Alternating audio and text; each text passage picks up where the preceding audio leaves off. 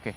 Saya sebelum nanti ke DMI, ke Dewan Masjid Indonesia, saya ke Bung Bukhori, eh, anggota DPR dari fraksi Partai Keadilan Sejahtera, Komisi 8 ya. Bung Bukhori, ini kan isi edarannya banyak, kita sepakat semua. Tapi pelaksanaannya secara teknis ini kan nggak mudah di lapangan. Bayangan Anda seperti apa? Mungkin Anda punya usulan? Ya, terima kasih. Assalamualaikum warahmatullahi wabarakatuh. Waalaikumsalam warahmatullahi wabarakatuh. Pak Kiai Mas Duki Baidoi dan Pak Imam Daruddin yang saya hormati, dan juga para pemirsa Kompas TV dimanapun Anda berada. Jadi pertama, bahwa surat edaran ini sebenarnya meskipun memiliki niat yang baik, tetapi ketika teknis itu tidak dilakukan dengan baik menjadi masalah. Betul. Saya sangat menghargai dan mengapresiasi niat untuk tetap memelihara kehidupan harmoni dalam konteks lingkungan kecil maupun luas. Akan tetapi kalau kita lihat lebih dalam surat edaran, ini banyak masalah. Pertama, tentang surat edaran itu sendiri. Harusnya surat edaran ini kan berlaku untuk ke internal struktural Kementerian Agama.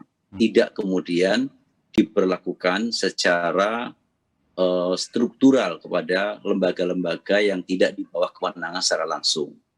Mungkin kalau ke Kanwil, Kandepak itu saya kira relevan. Tapi ketika kemudian langsung ditujukan kepada para takmir masjid, maka pertanyaannya, ada hubungan hierarki nggak? Tidak ada itu. Sedangkan watak dari surat edaran itu sifatnya adalah menjelaskan tentang kebijakan. Dia bukan produk perundang-undangan, tetapi dia mengikat dalam kontennya gitu. Nah, yang kedua, kontennya ini banyak bermasalah. Ketika misalnya mengatur tentang 10 menit sebelumnya, sebelum maghrib atau sebelum azan, atau misalnya mengatur harus takbiran di dalam, tidak boleh keluar dan seterusnya. Ini kan sebenarnya takbiran di dalam maksudnya suaranya hanya untuk lingkup dalam masjid saja ya? Dalam masjid saja. Oke, tidak keluar. Nah, ini kan kemudian yang diatur kan bukan kewenangan Kementerian Agama. Sebab ketika Kementerian Agama, kewenangannya tidak di situ. Kewenangannya adalah bagaimana menjalankan perilaku beragama itu sesuai dengan ranah agama masing-masing. Nah, ketika sudah menyangkut konteks keamanan atau hal yang lain, itu bukan ranah Kementerian Agama. Nah, sehingga kalau misalnya ada di situ tentang ketentuan lagi misalnya yang boleh bersuara keluar suara yang bagus. Ini suara defabel atau defabel. Ini kan jadi masalah. Kalau nanti di masyarakat itu adalah dalam yang menghakimi terhadap suara bagus tidak bagus, itu subjektivitas masing-masing personal. Bagus termasuk juga kan disebutkan juga pelafalannya, Bung Bukhori. Iya, pelafalannya. Maksud saya bukan bicara soal hanya bagus dari sisi kualitasnya, tapi juga pelafalannya. Kalau bicara soal makhraj lah kurang lebih begitu ya. Iya, kalau makhraj saya kira ada standarnya. Tetapi bahwa suara bagus tidak bagus, itu selera loh. Nah, itu akan bisa menimbulkan satu tingkat potensi tentang kericuhan. Nah, kericuhan itu kan kemudian menimbulkan ketidaknyamanan dan kemudian disabilitas, terjadinya satu disharmoni. Nah, kalau itu yang terjadi, misalnya terjadi ada seorang tidak suka azan lalu kemudian dikatakan kamu suaranya jelek, dia nggak terima apa? Dianggap penghinaan ringan atau penghinaan kecacian. Ini kena pasal 315 itu KUHP. Siapa yang jadi sasaran? Kementerian Agama. Nah, kemudian apalagi misalnya di poin kelima itu, bahwa surat edaran ini dijadikan sebagai pedoman untuk pengawasan. Loh, kenapa kemudian pakai pengawasan segala gitu? Harusnya surat edaran ini merupakan suatu arahan untuk membangun edukasi di depan. Saya sangat sepakat dengan Pak Kiai Mas Duki tadi itu. Pertama, mesti ada pembedaan. Mana sebenarnya wilayah perlu diatur dan mana wilayah yang tidak diatur. Yang kedua, mana yang perlu didetailkan dan mana yang tidak didetailkan. Tidak harus semuanya. Makanya menurut saya setuju bahwa wilayah untuk mendetailkan itu bukan di wilayah kementerian, tapi siapa? Masyarakat. Biarkan masyarakat bersama aparat itu kemudian menetapkan, menyepakati begitu. Ya, jadi bahwa ada pengaturan loudspeaker atau pengeras suara di masjid dan musola, Anda setuju?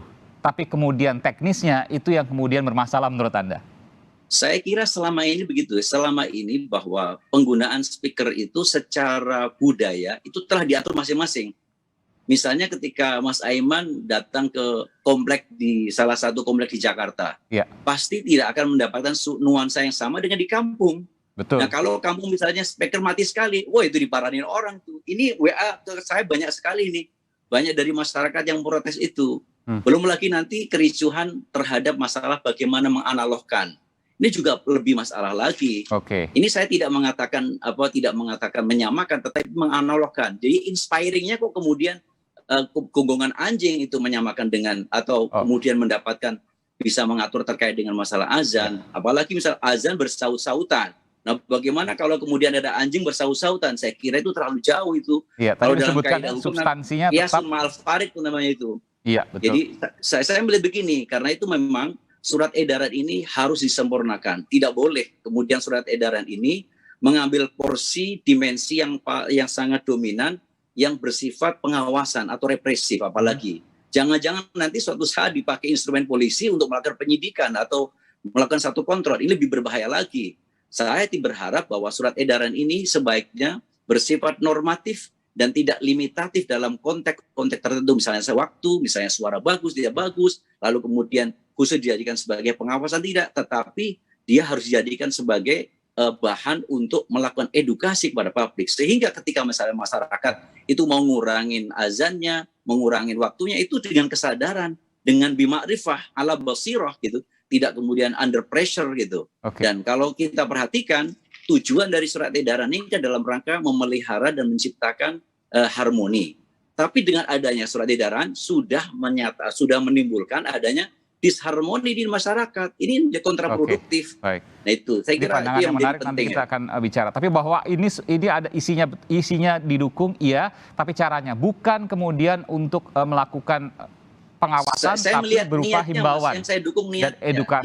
Niatnya kita dukung. Tetapi baik. kemudian konten yang diatur itu saya kira perlu mendapatkan masukan banyak dari para pihak masyarakat. Apalagi ini kan merubah budaya ini. Budaya sudah berpuluh tahun, bukannya setahun 2 tahun gitu. Baik. Nanti kita akan kembali selepas jeda. Kita akan dengarkan dulu kumandang azan maghrib untuk wilayah DKI Jakarta dan sekitarnya, saudara. Berikut ini.